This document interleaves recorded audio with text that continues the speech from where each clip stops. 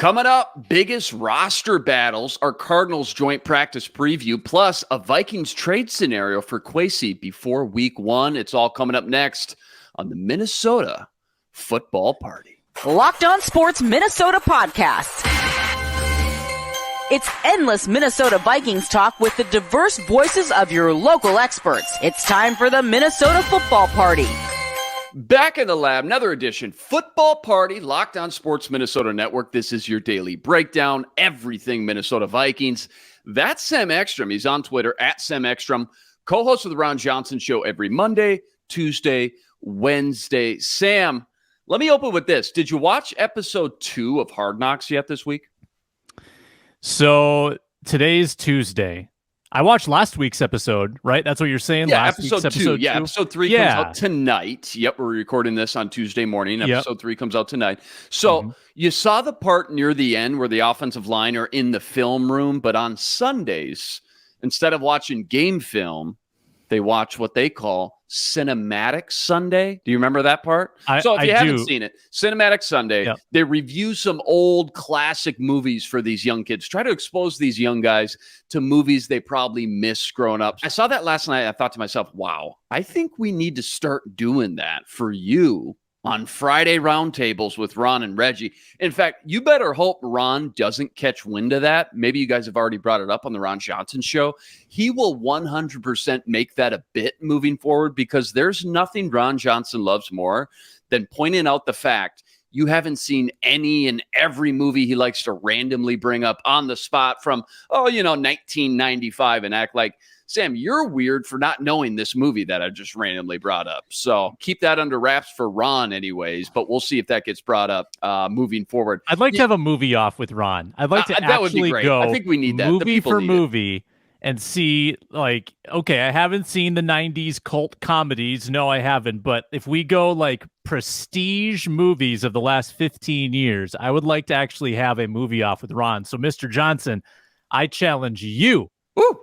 To a cinematic competition. You heard it here first. Hey, for people who don't know, I made a top 50 movie list with my family one night, and then I made Sam start compiling his own list.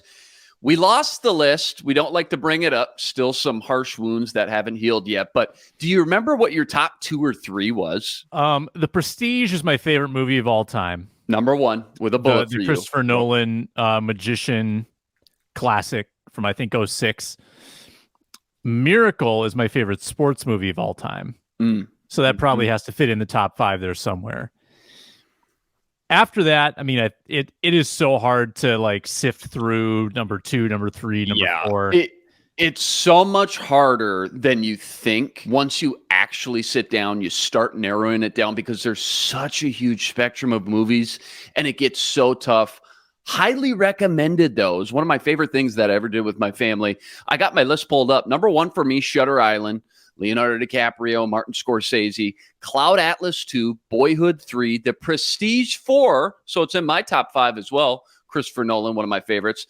The Departed, Goodfellas, Mystic River, Braveheart, Good Will Hunting, and to round out my top 10, The Dark Knight, another Christopher Nolan on there. But it's extremely difficult. Highly recommended, though. Go make a Google spreadsheet. That's where you start. And just start somewhere. And then slowly over time, you think of a new movie. You just pull up your phone. You add it to the list. Comment below, by the way. What's your top 5 movies of all time?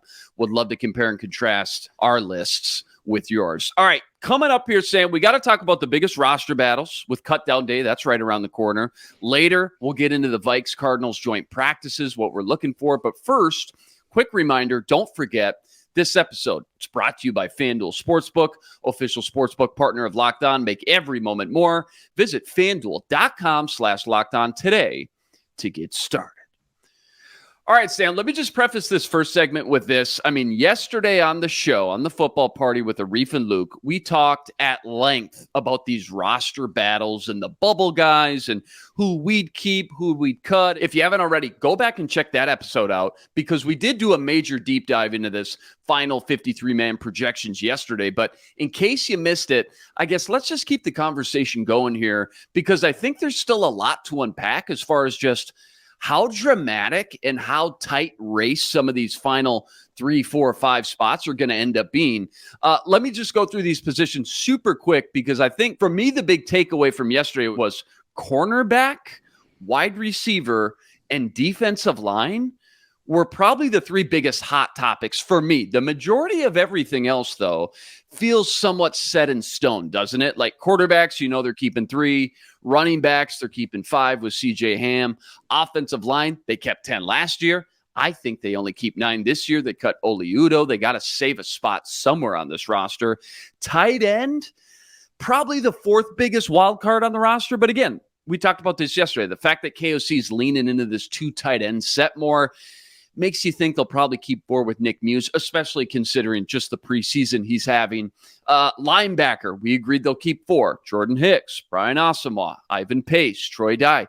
Safety, that's set in stone as well. Harry, Bynum, Metellus, Scene, Jay Ward. So I guess end of the day here, Sam, just to simplify things, defensive line, cornerback, and wide receiver feels like where the biggest decisions need to be made. So let's just start at defensive line, because I got to be honest. I was a little shocked. I was in the minority yesterday. You 3 were more than comfortable only keeping 5. Keeping in mind, they kept 6 last year, but you got Phillips, Lowry, Tonga. That's your big 3. Those are your starters. Jaquelin Roy, he's going to make the team. He was a 5th-round draft pick. And then you get to an absolute, it's just a laundry list, just a grab bag of about 6, 7 guys who all kind of feel about the same. Ross Blacklock, okay, they gave up picks for him last offseason. Jonathan Bullard, you want to keep a savvy veteran? He's probably the guy. Assezi, he was a day 3 pick just last year, and we think they like him and what he's kind of shown this offseason. Sheldon Day, he had a great game versus the Titans. TJ Smith has flashed. Super tough, Sam, to just pick one of these guys. But ultimately, I mean, you think that's what's going to happen, right? They're only going to keep one of those guys that I listed and ultimately keep 5. Is that fair? I am not at all convicted about the 5 thing. I mean, I think the numbers, and yeah, I went along with it yesterday. Peer pressure. The numbers are so tough, right? Because you want to keep 5 edges, because you want to keep Luigi Villain. You want to keep Patrick Jones, DJ Wanham. Okay. Well, you got to find that spot somewhere, and it might come at the expense of a TJ Smith or Ross Blacklock. I look at Phillips, Lowry, and Tonga, right? It's not the most overwhelming interior starting group of all time, right? You've got Lowry, who's an aging vet coming off a tough year. You've got Tonga, who has never proven this before. And then Phillips is pretty established, but you're probably going to want to rotate that group. So I could totally see 6. I could totally see Roy, Odomewo, and TJ Smith. That could, and then you still are leaving out Bullard, right? Like, this is where I think you've got the most guys on equal footing. Bullard, Roy, Odomewo, Smith. I kind of see them all the same way. None of them are spectacular, but they could all be role players. The question is, where do you find the spot? And that's where guys like Nick Muse, right on the bubble, are in very precarious situations. Najee Thompson, who we argued about yesterday, very precarious situation. Tristan Jackson, everybody who's at the bottom of their position could get booted if they feel like they need that extra defensive lineman, or, vice versa. So that's where it's tough, Luke. And I think we kind of forced our hand. We said, all right, we got to find a spot for Najee. So we cut Bullard, but I'm not at all convinced that's the way it's going to go. How about you? Yeah, so you're 50-50 along with myself. I guess originally when I said you guys are only going to keep 5 defensive linemen, knowing that they're going to want a heavy rotation. And again, it's just tough to kind of sift through who they're going to keep, who not. But I think at the end of the day, I still think they want 6 bodies back there. To have only 2 backup defensive linemen for all 4 quarters, week to week, it just makes me think, what if somebody goes down, gets dinged up? What if 2 people go down and get dinged up? You got to have some bodies back there. Now, you're going to keep 6. Where's that extra spot coming from? And one more point on ahead. that. Yeah. It's easier than ever to shuffle guys on and off the practice squad with those new rules. They're not subjected to waivers when they go back on for the first 2 times, right? So you can keep 5 and then probably sneak through a couple of those guys onto the practice squad, no problem. So then week 1, okay, you elevate your 6th guy. Week 2, elevate your 6th guy. at some point there's going to be an injury that occurs. Then you can sign them to the active roster. They become part of the 53. It's very easy to finagle these days with the practice squad. So really, and we still think of it as a 53-man roster. It really is more of a 69-man roster with that practice squad and those 16 spots. And these coaches have very savvy ways of making sure that they're kind of a pseudo part of the 53. So just because they keep 5 doesn't mean that's going to be a game day 5. It could definitely be a game day 6. No, that's a great point. Couple roster changes the NFL has made over the last few years. First of all, they used to have 2 cut down days. They'd go from 90 to 75, then 75 to 53. Now it's all one big shot. They go from 90 to 53. That happens next week, next Tuesday, August 29th. All teams have to be down to 53 guys. And then, like you said, they expanded those practice squad roster spots as well. Being able to have 16 guys, nearly double what it used to be, is so nice. What a luxury. And I think the NFL noticed teams are going to so many more sub packages, especially on defense, that teams just in a perfect world need guys that have these specific, unique roles carved out that it's tough to always keep activated week to week, depending on the weekly game plan and the opponent. So I'm glad they did that and made that choice and switch, because I think it behooves the entire NFL when it comes to trimming your roster down to 53 guys. Let's stay with the defense. Let's go to cornerback. You brought this up a little bit. This was probably the most dramatic, the most heated debate yesterday. And again, go check out that episode. It's around the halfway mark when things starts to get pretty dramatic. Basically, Luke and Arif, they're 100% sold that Najee Thompson is and should make the team because of his special teams play alone. You say there's no way, especially if it comes at the cost of cutting someone like Andrew Booth or Joanne Williams. Is that right? And by the way, they kept 6 last year. Highly doubtful they can do the same this year, especially when you think about, again, they're already keeping an extra quarterback compared to last year with Jaron Hall. Last year, they only kept 3 tight ends. This year, we think they'll keep 4. So you're already down 2 spots from that alone. Oh, and plus you got an extra safety, Sam, too. Last year, they kept 4. This year with Jay Ward, that makes 5. So that's really tough. So cornerback, Joanne Williams, Andrew Booth, Najee Thompson. Just kind of pick up where you left off yesterday. All right. So Najee Thompson has had a wonderful, wonderful preseason from a special teams standpoint. He is not a defensive player. He's not. I mean, at no point have they ever put him, even with the 2s, I don't think. He's not a cornerback. He is a special teamer, and that's it. So if you're keeping him, you got to keep 6, because you can't have him be your 5th and last corner. And think about the injury history of this cornerback group. Juwan Williams, Caleb Evans, Andrew Booth Jr., Byron Murphy. They've all had injuries within the past year. For Andrew Booth, it's a chronic thing. For Caleb Evans, the concussions can happen at any time. And because he's had so many, that could be a lingering issue if it comes up again. Mekhi Blackmon is currently injured. Juwan Williams had, dealt with it last year in New England. Like, none of these guys are sure things. Okay. So that means Thompson is your 6th corner. That has to be the only way it works if he's going to be on this team. So then you're not replacing Booth. You're not replacing Juwan Williams. It's in addition to those guys. And then you got to pull from somewhere else. So are you willing to sacrifice a potential contributor at wide receiver, someone who will be on the field, on offense for you, like Tristan Jackson maybe in the future?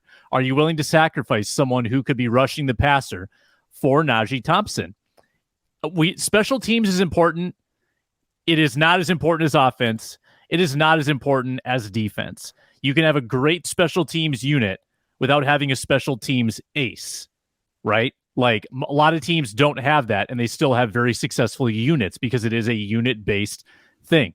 Najee Thompson has had two spectacular punt guns in 2 preseason games, and then he did a nice job downing the ball against Seattle one time. They were great plays. And now he's concussed, so he's unlikely to play in the 3rd preseason game. So are you willing to give him a spot based on 2 outstanding preseason plays on special teams and take that from somebody else? I would rather, I think, have him as a practice squad guy. Maybe refine his craft as a cornerback, elevate him, use his elevations, get him in there, but I wouldn't take up the 53rd spot for him. I just think you have too much competition elsewhere.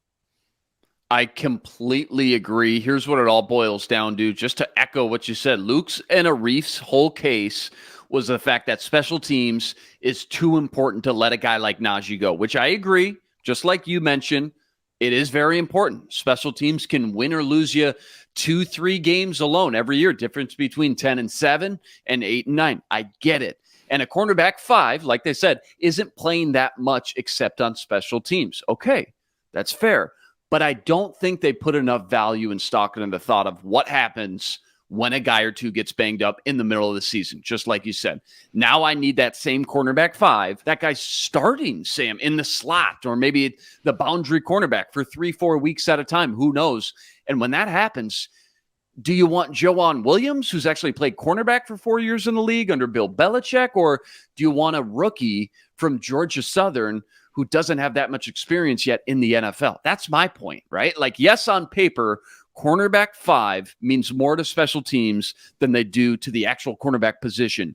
But that's on paper, and that's in a perfect world where no one ever gets hurt, right? We're playing Madden, turn the injuries off.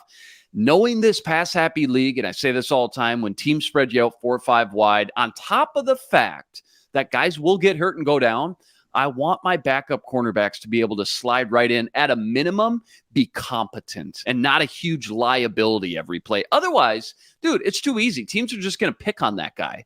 Oh, look, number 36 is out on the field. Hot route. Omaha. Eagle. It's too easy, man. Like, yeah, I love what he's doing on special teams. I hope they find a spot for him somehow, some way. But in the real world, where guys are missing every week, I'm not putting him in over a guy like Andrew Booth or Joanne Williams. I'm not there mentally yet. I'm just not there, because you think Booth's bad out there from time to time. No disrespect to Najee, but trust me, it would only be worse with him, an undrafted rookie from Georgia Southern, a small school, out there against quarterbacks like Jalen Hurts, Patrick Mahomes, Justin Herbert, Josh Allen, Bryce Young. They're too smart. They're too savvy, all right? They're going to exploit a matchup like that as soon as they see that guy in the field all day long. All right, so you and I agree, no Najee, keeping Booth and Joe on, and there's your 5. Let's go to wide receiver here, because it may be the most compelling list top to bottom. There's about 7 different legitimate names fighting for probably one spot, and each of them brings kind of a unique and different skill set to the table. That's what's so intriguing to me about this. First of all, here's your starters: JJ, KJ, Addison, Jalen Naylor, which we don't know what's going on with him. And then returned yesterday. He did return. Oh, very good. Okay, finally, some good news with Jalen Naylor. Excellent. And then just going off everything we've seen, everything we've heard, wide receiver 5 is going to be Powell over Jalen Reagor as of today. Anyways, that's where it stands. That's probably your 5, Sam. But with just how good these guys have looked, I personally hope they give at least 2, if not 3 of these names a practice squad spot. Again, knowing you got 16 of them. Thayer Thomas, Blake Prohl, N'Keal Harry, Tristan Jackson, Garrett Mogg, Lucky Jackson, Jacob Copeland, and then, of course, Jalen Reagor, too, is still in the mix here. So 2 questions here for you, Sam. One, we both started out training camp saying Reagor is toast. All the way back in like June, we said that. Are you still 100% on that he doesn't make the team? And 2, if I said, hey, here's 2 practice squad spots, which 2 guys are you keeping? Who's your guys of that list?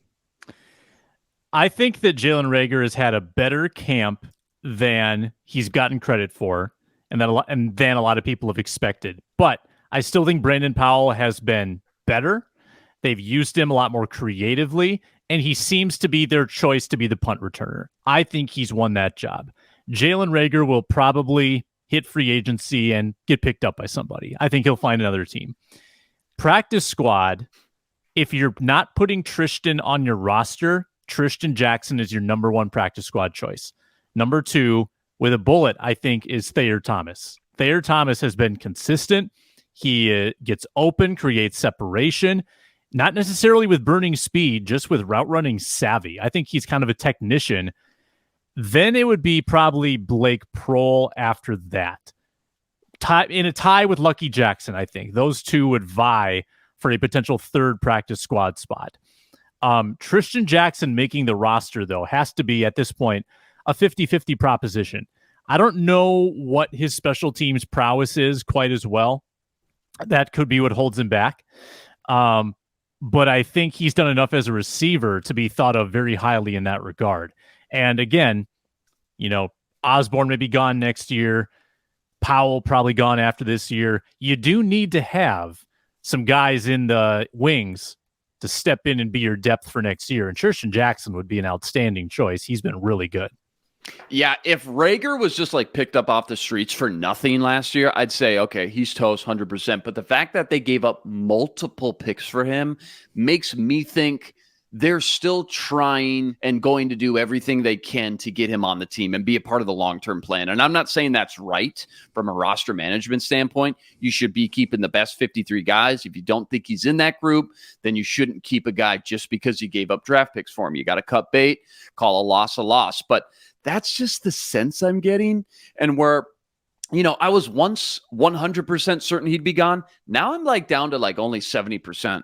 I'm still thinking he's going to be cut, but I'm just having a hard time with that one. I keep going back and forth on that one because, as you said, he has had a quietly under the radar, pretty solid training camp. Fact that he hasn't been returning punts, though, that still puts him in that side of the table as far as more likely to be cut. Ultimately, though, I will say, you just can't keep all these guys, Sam. So I'm going to say no on Rager. Got to make some tough cuts. My two practice squad guys, I think would be, I'm with you on Thayer Thomas for sure.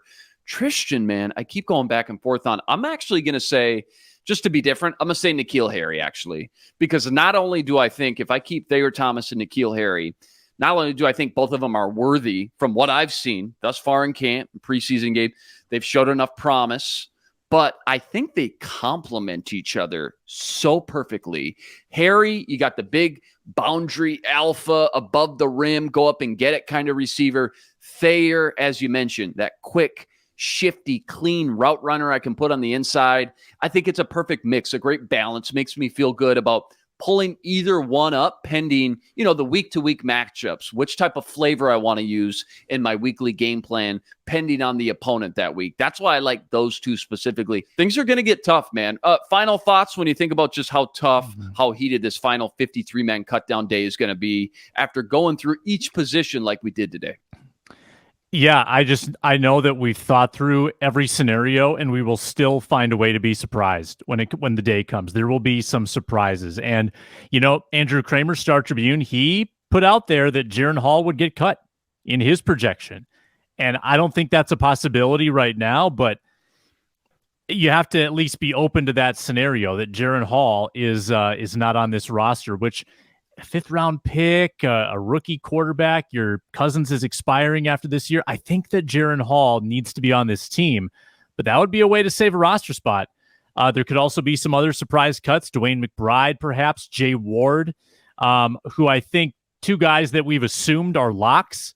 Maybe Kwesi's a little more receptive to cutting bait with some rookies. So keep an eye on those rookies from the bottom of the draft and make sure that they actually get on the team like we've been expecting. Yeah, that's a hot take by Kramer for sure. I think for months before the draft, we talked about, even if it's not a first rounder, KOC needs to leave this draft with a developmental quarterback. We're only 2 months in his career. I know he hasn't flashed like maybe we hoped. The processing skills looked slow at times for sure, but I can't cut bait on him just yet. Just to keep an extra tight end, a tight end 4. It's just too important of a position, especially long term. But I will say to that point, just knowing how tight this is going to get for those last 2-3 spots, Kramer's right in the fact that you do have to think outside the box. You got to throw out the norm thinking here. And I think if you're Kwesi or KOC, they're probably going to surprise us. He's right. We just assumed they're going to keep 4 tight ends just because he wants to use more 2 tight end sets this year and run the ball better. Well, maybe you can still get away with 3 tight ends. You can put Muse on the practice squad, especially knowing they have some position flexibility with CJ Ham, who's lined up at tight end once in a while. So I think they're going to have to get creative. And again, I think they're going to have to shave a guy or two at maybe a position or two that we've just kind of overlooked and glossed over every time we do these 53-man projections, because I'm telling you, every spot matters. So maybe some of the things we're just assuming need to be reevaluated more closely and questions need to be asked. That's all I'm saying. All these questions, though, they're going to be answered a week from today, August 29th, all 32 teams. Got to get those rosters trimmed down from 90 all the way to 53, Sam. Don't blink, man. Coming up quick. All right. Coming up, biggest matchups and observations when the Cardinals come to town for joint practice tomorrow. But first, quick reminder, don't forget, we're presented by FanDuel, the official sports betting partner of Locked On, America's #1 sportsbook and official sportsbook partner of the NFL. Football season, it's just weeks away, and FanDuel's giving you the chance to win all season long. Check this out. Right now, when you bet on any Super Bowl winner, you can get bonus bets every time they win in the regular season. Pick any team to win the Super Bowl. You'll get bonus bets back for every single victory. How great is that? You can use those bonus bets on money lines, parlays, prop bets, over-unders, you name it, they got it. Just for example, you want to bet on the Vikes, 25-1. I like those odds to win it all.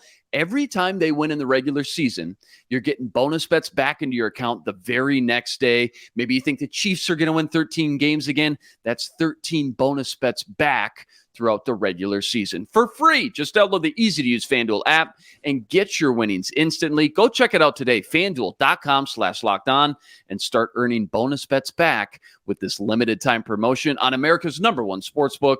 It's FanDuel.com/lockedon. All right, Sam. Titans came and went. There were some ups. There were some downs. Everybody had fun. Now it's the Arizona Cardinals' turn to visit TCO Stadium for more joint practices Wednesday and Thursday, capped off with the preseason game this Saturday. Kickoff noon Central Standard Time, by the way, not your normal 7 p.m. kickoff. We briefly touched on it yesterday, so I don't want to get too redundant, but let's just each go back and forth with one broad overview you're just most excited to watch, and then one player-specific matchup you can't wait to see. What's at the top of your list for Vikes Cardinals tomorrow, just in general? What are you looking forward to? Yeah, it's very Minnesotan of me to talk about the weather, but the heat is going to be the big storyline. Last week, it was the wind. The wind kind of ruined things for the offense both days. Forecast today is crazy, and the Vikings are practicing by themselves. But then tomorrow, forecasted 97. Thursday, a little cooler, 89, but heat indexes are going to be above 100. Crazy humidity. It's going to be wild. I mean, Arizona, I know they're used to heat, but it's more dry heat. It's going to be hot for them too. It's going to be hot for the fans. Stay hydrated. That's going to be a big story. And it might actually limit the amount of physicality we see in this practice. The Titans practices were very physical. These Cardinals practices, maybe they're all a little worn out. Maybe that'll be dialed back just a tad. But from a player-to-player standpoint, there aren't a lot of matchups where you say, oh, the Cardinals have a huge edge here. No, I mean, the Vikings should have advantages in a lot of different areas. They should be able to shut down a wide receiving core that consists of Hollywood Brown, Rondale Moore, pew, pew, pew, pew, explosives, and Zach Pascal. They should be able to get pass rush against Will Hernandez, Paris Johnson, Elijah Wilkinson, DJ Humphries, etc. And their offense, again, going up against a cornerback group of Jalen Thompson, Marco Wilson, Antonio Hamilton. Like, these are not big names. These are not established talents. I think the Vikings should be able to have a big edge here in these practices. And, no Kyler Murray. So you're going to be facing Colt McCoy with the first team and something called Clayton Tune with the next team, maybe David Blau. I don't know who their number 2 quarterback is without Murray, but yeah, it's not going to be a star-studded event for the Cardinals, that's for sure. Yeah, love those observations. Weather for sure going to play a huge factor. Bring your sunblock, find some shade. Here's something that stuck out to me when I did some digging on just this Arizona team this week. Here's where the Cardinals ranked in penalties the last 4 years. Last year, they were number 1 in penalties against in the entire NFL. 2021, they were 3rd in the league. 2020, they were 1st again, and then 5th in 2019. Top 5 the last 4 years in a row, Sam, with 2 number 1 finishes. So, I mean, they've been notoriously sloppy the last 4 years. The Vikings, meanwhile, by the way, 15 penalties these first 2 preseason games, which has been pretty brutal to watch. I'm not going to lie, just from a fan's perspective. So I know it's just practice, but when you're out there the next 2 days, keep that in the back of your mind. Just keep an eye on how clean or sloppy both teams look, and if those refs have a lot of laundry flying around, because as far as the Cardinals go, that's easily, without a doubt, the worst in the league over that span.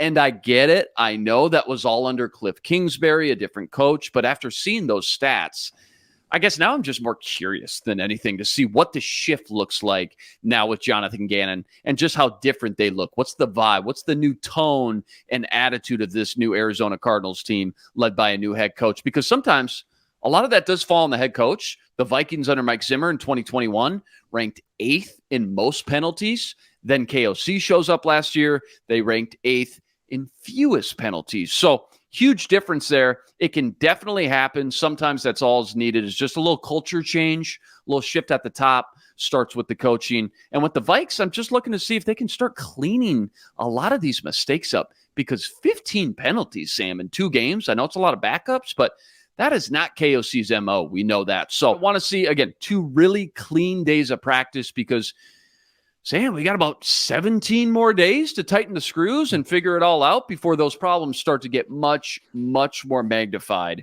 in the regular season. Love the specific individual matchups you brought up. Yesterday, I talked about the difference between the Titans defensive line and the Cardinals. I hope the interior offensive line looks night and day better, because if not, again, I think Dalton Reisner, those rumors need to heat back up again. Kwesi needs to pick up the phone. But outside of that, I'm a total draft nerd. There was 2 big sleepers we both love from this class at linebacker, Owen Pappoe from Auburn, and of course, Ivan Pace Jr. I pulled up my final big board.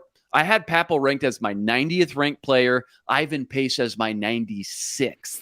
So very 2 similar grades there by the time the draft finally rolled around. So I know they won't be on the field at the same time, but just to get a live look up close in person, compare and contrast a little bit, that's going to be a lot of fun. See how they look, in the early stages of their career. And then I just thought they had a really good draft outside of that too. A lot of guys that I personally like. Michael Wilson, he stood out at the Senior Bowl. Wide receiver from Stanford, my 99th ranked player, made the top 100. Sounds like he's already starting with the first team.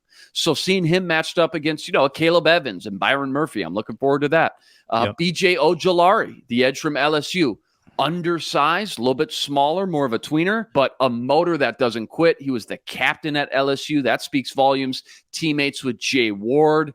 Don't be surprised if they, chatted up quite a bit before and after practice. He made my top 50. He was my 49th ranked guy. So just a lot of star-studded power in this class. And then, of course, their number 1 pick, the first offensive lineman off the board, to Sam. I want to see how he holds up versus guys like veteran Marcus Davenport, Patrick Jones, Luigi Villain, and guys like that. And I'll say this quick, too. The offensive line play in the NFL is so putrid right now, Sam. All these 5-star high school recruits, they go into college, they say, all right, I'm going to flip the defense where I can put up the fun stats, right, and get all the cool viral videos. I get to put up all the sacks and tackles for loss. And ultimately, I get to make more money if and when I make it to the NFL. And I think it's caught up to the league now, where the defensive line play versus the offensive line play and just overall talent right now, it's extremely lopsided right now. So I think it puts more pressure on guys like Paris Johnson to come in, make a big impact right away for their team. So just as a draft nut, I'm looking for him along with all those other rookies as well. Any final thoughts? Cardinals, Vikes, joint practice number 1 tomorrow in the Heat. It's the emotional return of Chris Boyd. Oh, Chris there you Boyd go. Yeah, is going to be, he's going to be active in special teams drills. That's for sure. Also, the emotional return of Drew Petzing, it was Justin Jefferson's first wide receivers coach, who is now the offensive coordinator for the Cardinals, and Jonathan Gannon. Also, the triumphant return of Davion Davis, who was the Malik Knowles of 2021. The guy that I was excited about and never really did anything for the Vikings. But there you go. Those are my guys. Boyd, Petzing, Davis. Let's go. Let's go. Let's play. GGYG, go get your guys. Great dig, great polls there, by the way. Some good name drops. I got my fantasy draft, my first of 2 fantasy drafts on Friday. I got to see just how good Hollywood Brown is looking as well. See if he's got any hashtag chemistry going on with Colt McCoy yet. See if he's really worth this 4th-round pick everybody's buzzing about. Sam, you're going to be out there live on site at TCO and Egan all week long, reporting back from practice with notes, press conference takeaways. So be sure to subscribe to the YouTube page and get your Vikings coverage right here on Locked On Sports Minnesota all month long. All right. I do want to end with what's more likely, one of our new favorite segments. But before we do that, right around the corner, cut down days just a week from today, we always see a ton of wheeling and dealing from all 32 teams. Kwesi specifically last year, his first year as a GM, made trades for Ross Blacklock. Made trades for Jalen Reagor. He traded away Jesse Davis, the backup guard, for a future conditional pick from the Pittsburgh Steelers. So I'm going to put you on the spot. I'm going to make you pick which position group the Vikings are most likely to trade for or make a splash move for. And if you have a specific move in mind, I'd love to hear that as well. But this can be a position most likely to be targeted via free agency or a trade before week 1 of the regular season. Cornerback, running back, or offensive line? What do you think? Okay, so I've got a trade proposal that does not involve those position groups, but if they were to add at one of those 3, it would not be running back because they can just sign a free agent. Cornerback, I think it's hard to schematically bring in a cornerback this late in the game and have them contribute. I just think that's a really tough position to adjust to. Offensive line, probably a little bit more doable, but still getting late in the game for that too. Yeah. And the whole thing with this group has been continuity. Well, you'd be interrupting that if you did that. But here's my trade scenario. You want it? It's a theoretical, so it's not going to be boring. It's a little splashy. It's a little crazy. Lay it on us. Turn up the heat. What do you look for when you look for a trade partner? You look for a team that is down and out, trying to amass assets, trying to get rid of veterans, get younger, get rid of those expiring contracts so they don't leave the team with nothing. Jerry Hughes, Texans edge rusher, former Bill, longtime Bill, current Texan, 35 years old, coming off a season where he had 58 pressures, 9 sacks. Luke, he's been good. He is good. He has not dropped off with age. He's another one of those veteran pass rushers that's still doing it in his mid-30s. Jerry Hughes. They just drafted Will Anderson. Jerry Hughes is no longer needed to the same extent. He might be their third edge. Trade a 4th and a 5th to Houston for Jerry Hughes and watch magic happen. All right. How much of that was just dictated by the fact that you just wanted to say Jerry about 7 times there in 30 seconds? You love Jerry. Jerry the Sledgehammer Hughes coming to the Vikes. I love it. That could make sense. Great pull there, by the way. Didn't know he's been that dominant at least last season. I could totally see that. That would be great. I'm looking straight at the offensive line here. I think this season really rests on the interior offensive line play. I think of the 3 positions I named, running back and cornerback, I at least have enough bodies to at least work with. Let the coaches do their thing with some of the young talent already on the roster. Offensive line, though, it still feels like we need more bodies in depth because if someone were to go down, man, this team is in a world of hurt yet again. So Cody Ford is who I'm targeting. He's now in Cincinnati. He's played 4 years in the league. He's never posted a PFF grade higher than 54. Not great. Not what you want to see. Don't love that. But when it comes to pass blocking specifically, Sam, in 1,219 snaps over the last 3 years, he's only allowed 5 sacks and 6 quarterback hits in over 1,200 snaps, Sam. 5 sacks, 6 quarterback hits. So I think just given again, we just talked about how weak, how depleted the offensive line market is and just the offensive line play in general in the NFL. Given this guy was a top 50 pick when he came out in 2019, played for that incredible Oklahoma Sooners offensive line with Drew Samia. You remember that name, Creed Humphrey, all those guys blocking for Joe Mixon and Baker Mayfield. One of the, if not the number one offense in the country that year. Given the fact he's mostly been injured pretty much his entire career. He hasn't really ever been able to find any momentum and play healthy, find his footing yet. I think he can get him for a late day 3 pick now, help solidify the backup interior and feel way better about that position just heading into this long gauntlet of a season. Cody Ford, future 6th-round pick is what I'd start at. Sign me up. Get him in the building. Get him healthy for once. And then you go into next offseason with Blake Brandel and him as your 2 guys you can bring back and at least build around some guys here, some staples as far as depth pieces go on the offensive line. Because again, right now, Sam, I'm just not loving what we've seen from this interior specifically that makes me think they'll be any better this season just based off the continuity alone. We'll see. I mean, Dalton Reisner, still plan A for me. Cody Ford, though, I think a solid plan B in my book. By the way, just speaking about draft picks, future draft picks, quick look ahead at the 2024 draft as far as Vikings ammo goes. Vikings have their 1st and 2nd rounder. No 3rd rounder. That's Detroit's now, still from the Hawkinson deal. But they have Detroit's 4th rounder, so they basically just swapped 3rd and 4th. So 2 4th-round picks, 2 5th-round picks, one from Cleveland and one from Kansas City when they moved back in the draft. Their original 5th is Phillies now. That's still being recouped from that Jalen Reagor deal. And then they have their 6th and no 7th. So quick recap. No 3rd, but 2 4ths and 2 5ths. Something to keep in mind this season. Root against the Lions, the Browns, and the Chiefs if you want the Vikings to have a higher draft position next April. All right, let's end with everyone's favorite. What's more likely? Can you kick on some tunes for me again? First one up. What's more likely?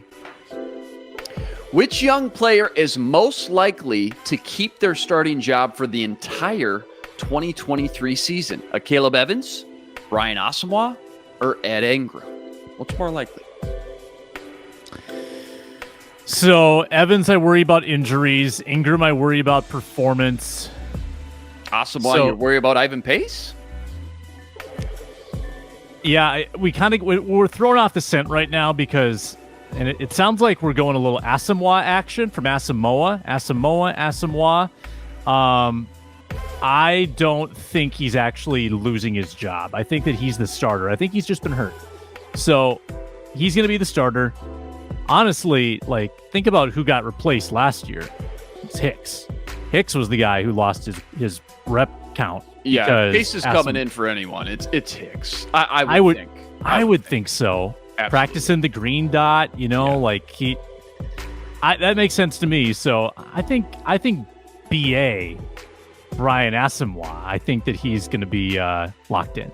And I think you make a great point, too. I think on paper, everyone goes, well, Caleb Evans, doesn't really have a lot of competition. He's clearly the number 2 corner. Cement that in stone right now. But you're right, the concussions, man, played a huge factor last year. Knock on wood, he can stay healthy and keep that starting job. All right, next one up.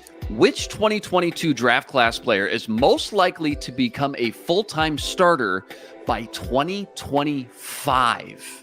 Jalen Nailor, Lewis Cine, or Andrew Booth Jr.? 2025. We're going 2 years out here, Sam. 2025. Jalen Nailor, Lewis Cine, Andrew Booth. It's Cine. Cine is under contract that year. Harrison Smith will be retired. Cam Bynum will have gotten his 2nd contract. And Josh Metellus will be long gone. Everyone's going to be gone. But Lewis Cine will still be here, 4th year of his rookie deal, maybe a 5th-year option too. So he'll be the starter there for a couple of years. It's Lewis Cine. Okay, what if I said same draft class, still looking 2 years out, Vidarian Lowe, Asezi, or Nick Muse? Which player is most likely to become a full-time starter by 2025? Lowe, Asezi, or Nick Muse?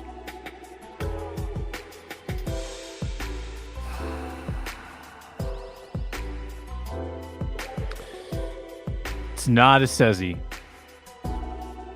Nick Muse is tough because it's like, well, okay, are they going to sign Hawkinson to like this mega 7-year deal? I mean, he could still be tight end 2, I guess, maybe, but Josh Oliver's around for 3 years. Vidarian Lowe, obviously, Darrisaw could be locked up long term. Maybe they move Vidarian Lowe to guard at some point, maybe on the inside. I think it's Vidarian Lowe. And again, it's hard to find who he's replacing exactly, because you would like to say O'Neal and Darrisaw are here. Mm-hmm. But there's, I think, less of a blockage for him. Like Assezi just has so many people to jump and contend with, and I just also don't know if he's good yet. And you're saying that because you've seen him standing up more, and you're specifically talking about more of like an edge guy than like a hand in the dirt 5-tech kind of guy. Is that kind of the rumor, what you've been seeing a lot with Assezi so far in this camp? Yeah, I think they see him as a versatile guy. I think that he can do 2-point, 3-point stance, move a little in and out, but as a role player. I don't think they see him as an every down player, and I don't know where he would slot in down the road. Because I will say path of least resistance, it feels like, okay, well, he's only got to beat a guy like Dean Lowry. If it is hand in the dirt, Dean Lowry, I mean, how long is he going to be around? Harrison Phillips is a free agent in 2024. It just seems like compared to Nick Muse and Vidarian Lowe, maybe he's got the least competition. But you're right, I could see it as far as talent goes. Seems like he's pretty capped off at a certain kind of threshold as far as being a role guy. You're right.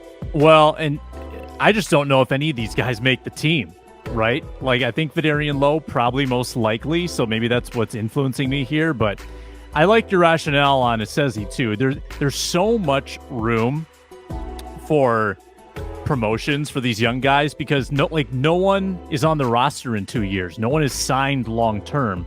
So there are openings for all of them to shoot up the ladder and take those spots because Kwesi does not have much of a roster built for 2025 at all.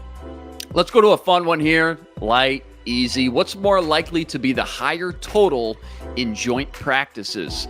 Number of viral video clips or Ryan Wright's 70-plus yard punts? Last week we had the one Bradbury viral clip, and we also had a 90-yard boom from Mr. Ryan Wright.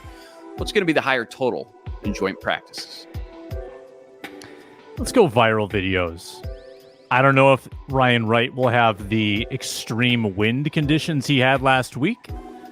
So I think Chris Boyd will generate at least 2 viral clips this week with his antics, knowing him, knowing, what fires him up. I think it might get heated in addition to the weather with Chris Boyd. So let's go with viral. Yeah, I'm with you. I like that one. What's more likely to be the higher total in the final preseason game?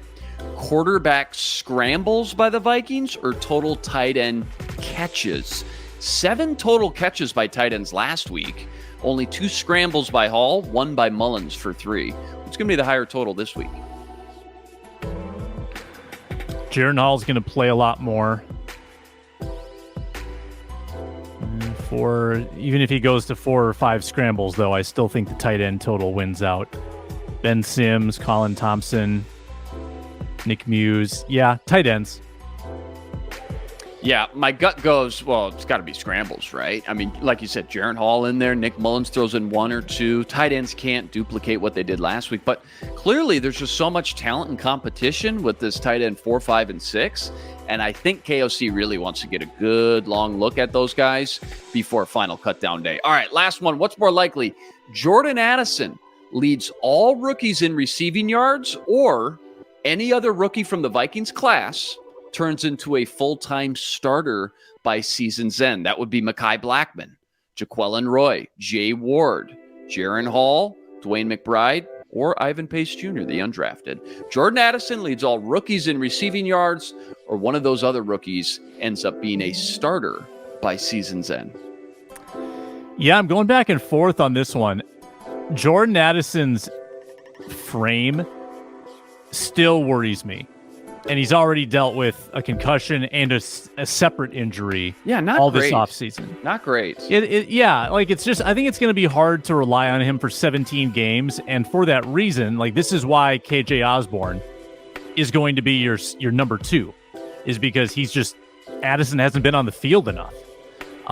So I think Addison will not lead the league in receiving yards for rookies. So I think that you look to a Mekhi Blackman, definitely possible. Probably not Jaquelin Roy. Who else? Who knows, though? Maybe Jaquelin Roy. Is Dean Lowry that good? I'm sorry. We just gloss over that dude. I don't know if Dean Lowry is good. That is a good I don't know question. if Jaquelin Roy is good either, by the way. But, I like the tape. Seems like he's got higher upside. Coaches like him. Was working with the ones at some point during OTAs.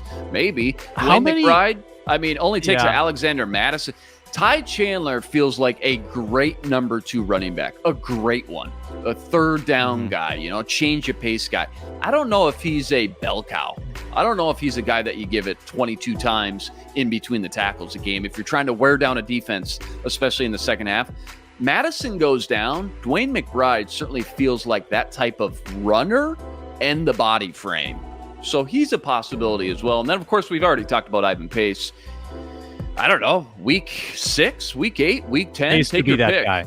Yeah, you could definitely be that guy. Really good. If you don't think Jordan Addison's going to lead all rookies, again, I got my fantasy football draft, first of 2 this Friday night. Who do you think is going to lead all rookies in receiving yards? You got a guy at the top of your head I can write down? Quentin Johnston. Yeah, I like it. Kellen Moore, new offensive coordinator in town. Justin Herbert, one of the best young gunslingers in the game. I like that one, man. Zay Flowers is getting a little bit of love. Jackson Smith and Jigba obviously getting a lot of love. A lot of mouths to feed in that Seattle offense, though, all of a sudden, too. Quentin Johnston, that one's going to be interesting for sure.